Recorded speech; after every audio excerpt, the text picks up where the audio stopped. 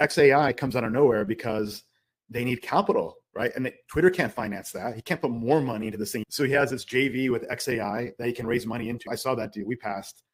Very expensive valuation, pre-product market fit, pre-revenue, and they need a bunch of NVIDIA GPUs. So what happens? Tesla shareholders are literally going to be potentially put with the bill with this.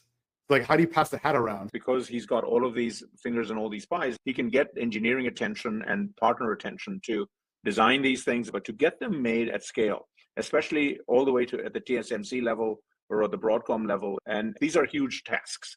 And then the other thing, as I just say, it's relatively straightforward when you say you're going to do all of this in the context of robotaxis and driving.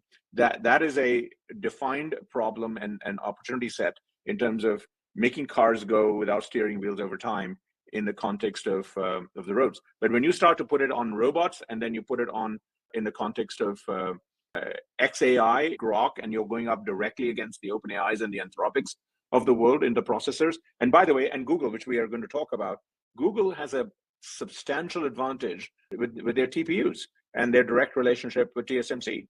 And Tesla is number 5 to 10 on that list.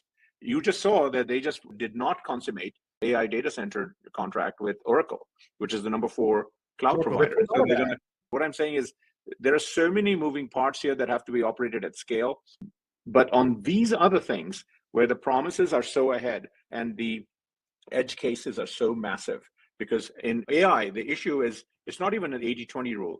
It's typically the last 2 or 3% of the application set, whether it's humanoid robots or driving or AI models, the last 2 or 3% of the application is the toughest to get reliable for the 80% of the actual mainstream use cases. And that's been the killer in terms of self-driving cars, why it's taken over almost 2 decades to even get to level 2 on the level 1 to 5 driving scales. And we are just at the beginning of the beginning on all of these things on foundation robotics,